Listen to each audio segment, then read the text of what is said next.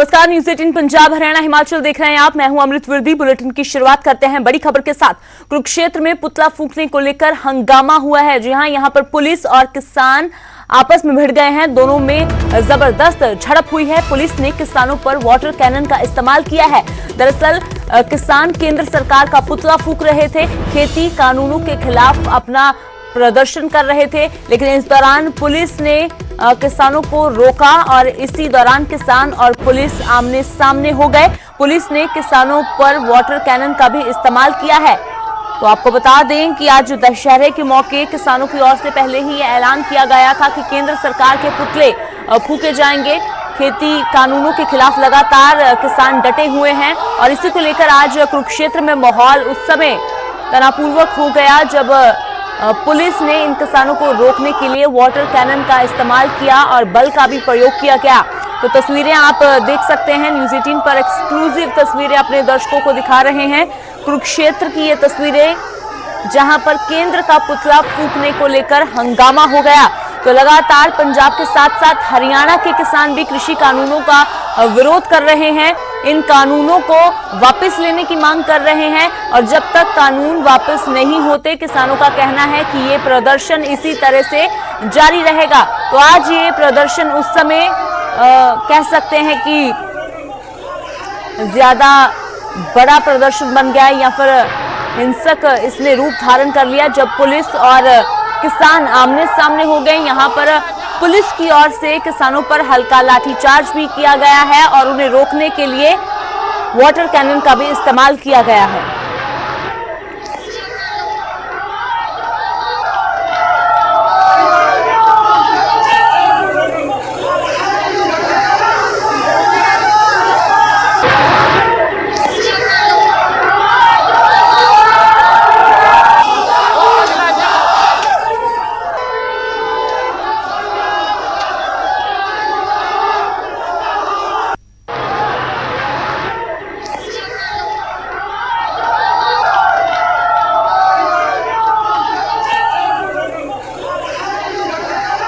तो ये तस्वीरें कुरुक्षेत्र की हैं जहां पुलिस और किसानों में जबरदस्त झड़प हुई है। फिलहाल स्थिति किस तरह की है जान लेते हैं। अशोक यादव मेरे सहयोगी ज्यादा जानकारी के लिए जुड़े हैं।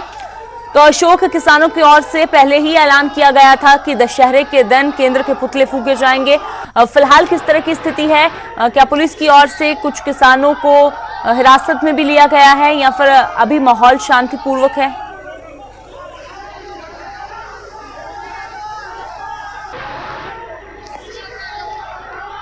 जो भीड़ थी वो काफी अग्रेसिव भीड़ हो गई थी और उन्होंने पहले से ही ऐलान किया हुआ था कि 29 जब दशहरे वाला दिन होगा उस दिन वो हरियाणा प्रदेश में पीएम के पुतले के साथ साथ तमाम जो भाजपाई मंत्री हैं उनके पुतले फूकेंगे। तो उसी में आज काफी जद्दोजहद के बाद आखिरकार किसान जब इकट्ठे हुए, उन्होंने प्रदेश सरकार में जो प्रदेश के मुख्यमंत्री मनोहर लाल, उनके जो राजनीति सचिव हैं कृष्ण बेदी, उनके घर के बाहर इन्होंने पुतला फूंका है और इसमें एक बार वाटर कैनन का भी प्रयोग किया गया और कहीं ना कहीं पुलिस के साथ थोड़ी सी हल्का पुलिस बल भी प्रयोग किया गया और वाटर कैनन के साथ झड़प भी हुई है पुलिस वालों के साथ।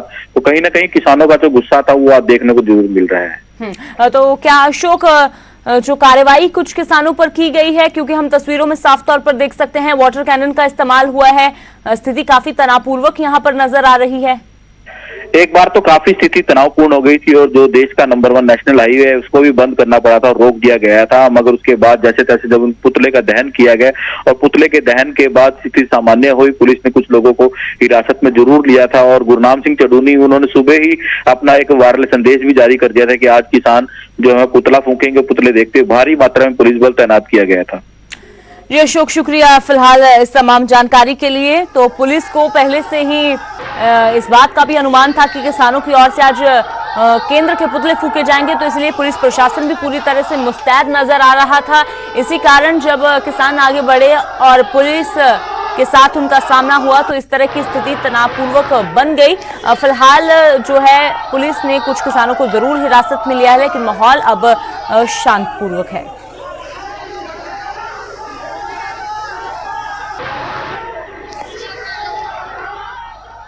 और अब बात करते हैं इंसानियत को शर्मसार कर देने वाली टांडा रेप और कत्ल केस की, जिस पर सियासत लगातार गरमाई हुई है। पंजाब से लेकर दिल्ली, यूपी, बिहार का अब ये मुद्दा बनता जा रहा है और टांडा रेप केस में वार पलटवार का सिलसिला भी जारी है। कैप्टन की ओर से अब बीजेपी पर पलटवार किया गया है। कैप्टन ने कहा कि इस सप्ताह अदालत में चालान पेश किया जाएगा। पंजाब सरकार इंसाफ कर रही है।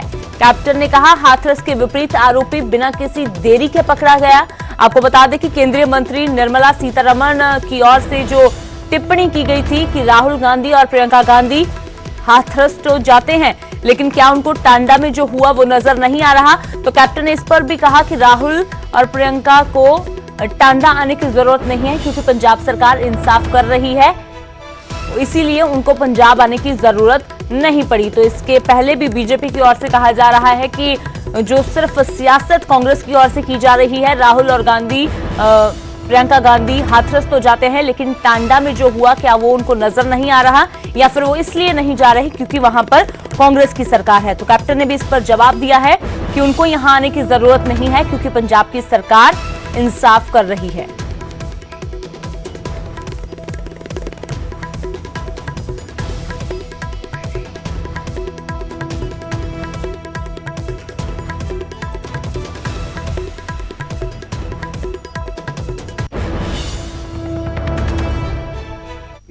सानू उत्थे उन्हां नूं विजिट करन दी लोड़ नहीं। विजिट क्यों करन दी लोड़? क्योंकि उत्थे पुलिस इलेक्शन सी, उत्थे कोई कार्रवाई नहीं चुकी जाती सी। उत्तर प्रदेश दे विच साडे तां असीं बंदे फड़ लए, एक दिन च पुलिस ने फड़ लए सी। So there is no question for them to come. जब फड़ ले और जब कानूनी व्यवस्था चल ठीक है और कानून ठीक चल रहा है तो उरे आउण दी की लोड़ सी कि सानू उत्थे उन्हां नूं विजिट करन दी लोड़ नहीं। विजिट क्यों करन दी लोड़? क्योंकि उत्थे पुलिस इलेक्शन सी, उत्थे कोई कार्रवाई नहीं चुकी जाती सी। उत्तर प्रदेश दे विच साडे तां असीं बंदे फड़ लए, एक दिन च पुलिस ने फड़ लए सी। So there is no question for them to come. जब फड़ ले और जब कानूनी व्यवस्था चल ठीक है और कानून ठीक चल रहा है तो उरे आउण दी लगातार है। मैं तो तुहानूं ये कह रहा कि ਜਦੋਂ बंदा फड़ लिया, ਜਦੋਂ उस नूं ਜਿਹੜੇ इन्वेस्टिगेशन में लगे इस हफ्ते ही चालान पेश हो जाएंगे।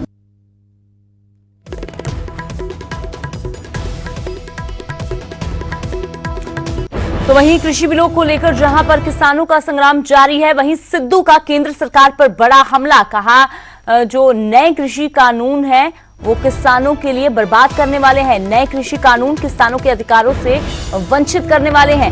केंद्र कानूनी रूप से अपने अधिकार खो देगा। केंद्र ने पंजाब के किसानों का शोषण किया है। सिद्धू ने सीधे तौर पर कहा कि एहसान फरामोश हो गई है केंद्र की सरकार। केंद्र ने पंजाब के लिए शैतान का रूप धारण किया है। नए खेती बिल किसानों के लिए गरीब विरोधी हैं। पहले महंगाई और फिर भूखमरी आएगी। तो सिद्धू की ओर से सीधे तौर पर कहा गया केंद्र को कि केंद्र ने पंजाब के लिए शैतान का रूप धारण कर लिया है। पहले किसानों को इस्तेमाल किया और बाद में उनको पीछे धकेल दिया। तो कृषि बिलों को लेकर नवजोत सिंह सिद्धू का केंद्र पर बड़ा हमला कि केंद्र ने पंजाब का शोषण किया है और केंद्र की सरकार एहसान फरामोश हो गई है। ऑनलाइन मंडियां सीगियां, ऑनलाइन मंडियां दे उत्ते खरीद हुंदी सी। फिर एक कानून लियाण दी की लोड़ सी? एक कानून इस करके लियांदे आ वीरो कि किसान दे हक खो के, ओदे कानूनी अधिकार खो के, ओदे कानूनी अधिकार मार के हत्थां दे विच पंजाब दीयां मंडियां, पंजाब दा मुनाफा 5-5 करोड़ दा जिहड़ा साडा साल दा आउंदा सीगा ਉਹ ਇਸ ਕਰਕੇ ਹੋ ਰਿਹਾ ਹੈ।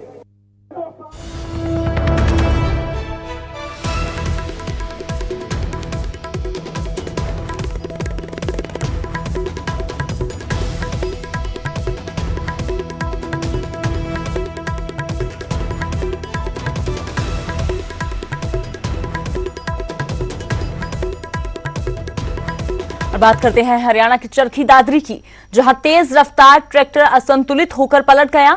हादसे की तस्वीरें मौके पर लगे सीसीटीवी में कैद हो गई, जो दिल को दहला देने वाली है।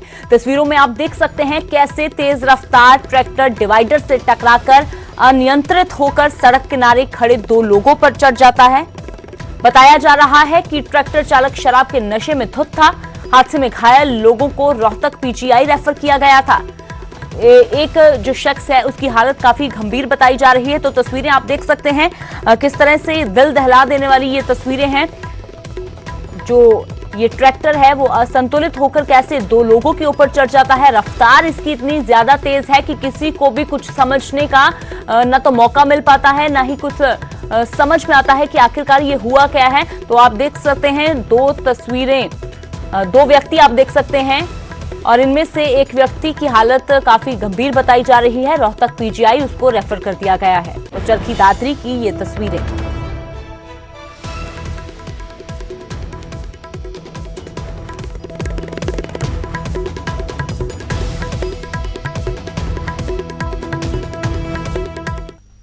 और बात हिमाचल की, चंडीगढ़ मनाली एनएच पर बिलासपुर के बामटा चौक के पास ट्रक अनियंत्रित होकर पलट गया। हादसे में ट्रक चालक की मौके पर ही मौत हो गई। बताया जा रहा है कि ट्रक में तकनीकी खराबी आने के चलते यह हादसा हुआ। मृतक की पहचान जोगिंद्र नगर के निवासी के रूप में हुई है, जिसके परिजनों को उसकी मौत के संबंध में अब जानकारी दे दी गई है। तो ये तस्वीरें आप देख सकते हैं, बिलासपुर की ये तस्वीरें हैं। यहां पर यह हादसा हुआ है। चंडीगढ़ मनाली एनएच पर बामटा चौक के पास ट्रक अनियंत्रित होकर पलट गया और हादसे में ट्रक चालक की मौके पर ही मौत हो गई।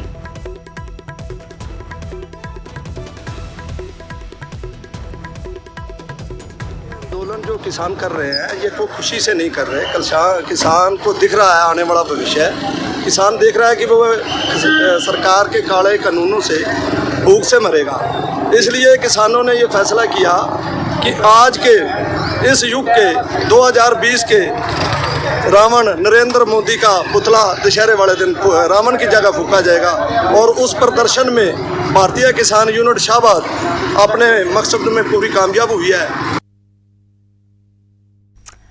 और बात करते हैं प्याज की। देश भर में प्याज की कीमतों में जबरदस्त इजाफा देखने को मिला है। प्याज ने लोगों की आंखों में आंसू ला दिए हैं। चलिए इस रिपोर्ट के जरिए आपको दिखाते हैं।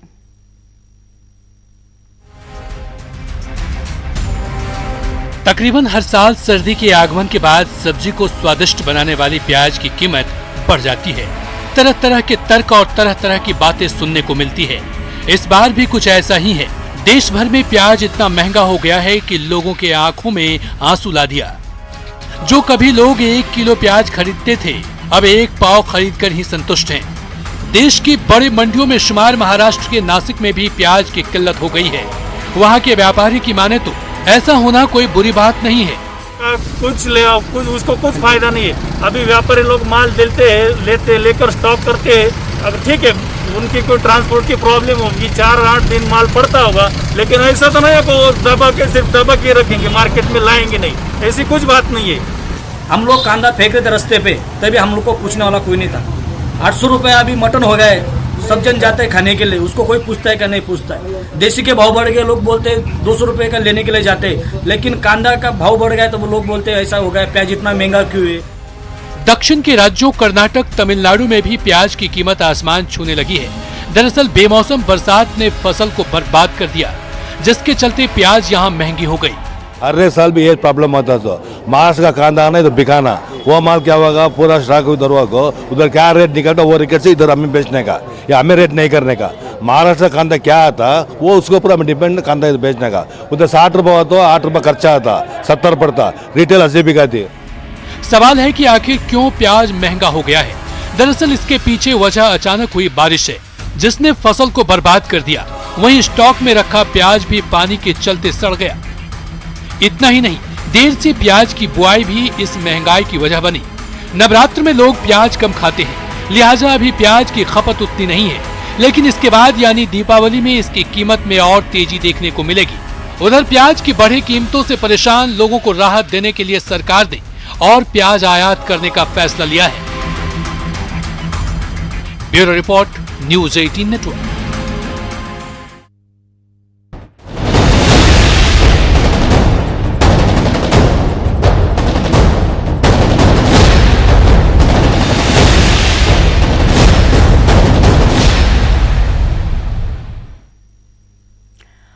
ब्रेक के बाद एक बार फिर से आपका स्वागत है। बात करते हैं शिमला के बहुत चर्चित गुड़िया दुष्कर्म और मर्डर केस की।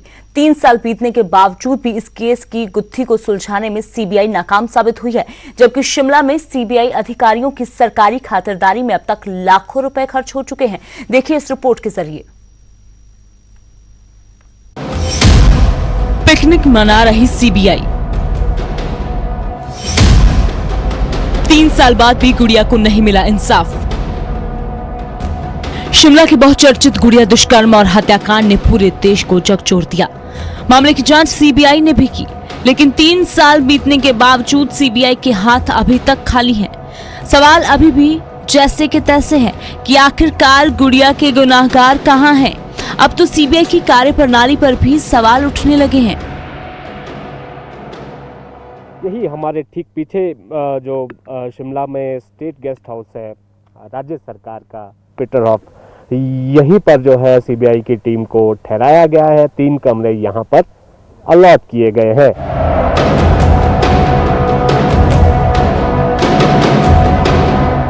स्टेट गेस्ट पीटरहॉफ में सीबीआई की टीम ने 25 जुलाई 2017 से डेरा जमाया है। पीटरहॉफ में सीबीआई के नाम पर कमरा नंबर 101, 102 और 103 अब भी बुक हैं और इसका खर्च सुनकर आपका सिर चकरा जाएगा। सीबीआई की टीम के शिमला में रहने का खर्च अब तक 21,70,000 रुपए से ज्यादा पहुंच गया है। बीते 6 महीने में केवल एक बार ही अधिकारी यहां आया है। वहीं बकाया जमा करने के लिए पर्यटन निगम कई बार सीबीआई और सरकार से गुहार लगा चुका है, लेकिन एक भी रुपया जमा नहीं किया गया। सवाल यही है कि क्या सीबीआई की टीम शिमला में सरकारी पैसों पर पिकनिक मना रही है? आखिर 3 साल बीतने के बावजूद गुड़िया केस की गुत्थी को सीबीआई क्यों नहीं सुलझा पाई? क्या सिर्फ टाइम पास के लिए सीबीआई के अधिकारी शिमला से दिल्ली का चक्कर काटते हैं? उधर गुड़िया के परिजन अब तक न्याय के लिए भटक रहे हैं। इंसाफ की आस में सुप्रीम कोर्ट से होते हुए अब दोबारा हाई कोर्ट की शरण में पहुंचे हैं। हाई कोर्ट से मामले की निगरानी में दोबारा जांच की मांग कर रहे हैं। 15 अक्टूबर को फिर से याचिका लगाई गई है, लेकिन सवाल है कि क्या गुड़िया को इंसाफ मिलेगा या फिर सीबीआई शिमला में ही पिकनिक मनाती रहेगी। इस मामले में अब भी जो है जांच सवालों के घेरे में है। गुड़िया के परिजन जो है सुप्रीम कोर्ट से होते हुए एक बार फिर से यहां पर हाई कोर्ट की शरण में पहुंचे हैं। शिमला से कैमरा सहयोगी राज कौंडल के साथ रणबीर सिंह, न्यूज़ 18 हिमाचल। और बात करते हैं अंतर्राष्ट्रीय कुल्लू दशहरे की, जिसका पारंपरिक आगाज हो गया है। 25 अक्टूबर से 31 अक्टूबर तक चलने वाले इस उत्सव के लिए देवी देवताओं के आने का सिलसिला भी शुरू हो गया है। पहले दिन देवता आदि ब्रह्मा, देवता लक्ष्मी नारायण, देवता जमदग्नि ऋषि अपने कुल्लू पहुंचे हैं।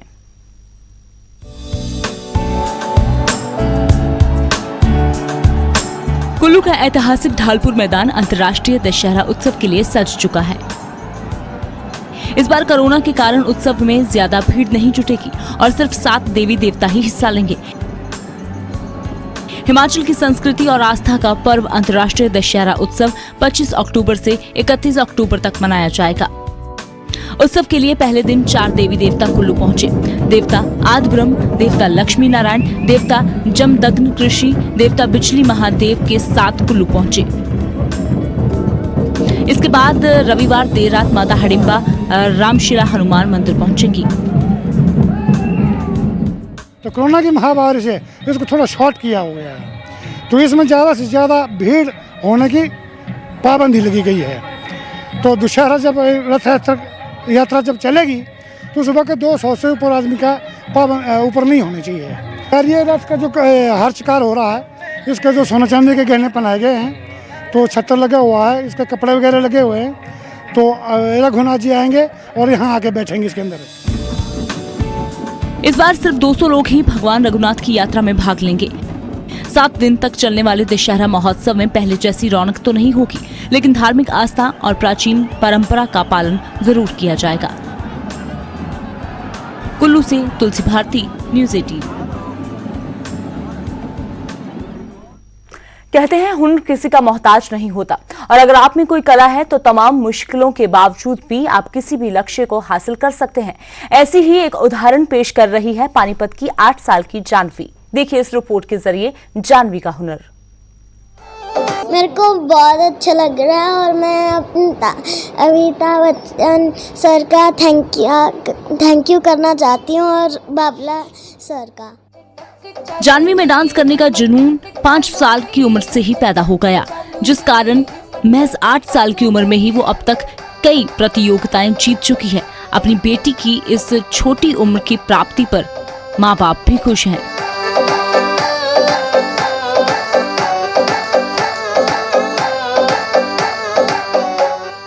हम ये नहीं देखते कि दिन है कि रात है कि हाँ बेटा वीडियो बनानी है और इसने भी मेरा पूरा साथ दिया, मेरी फैमिली ने मेरा पूरा साथ दिया है।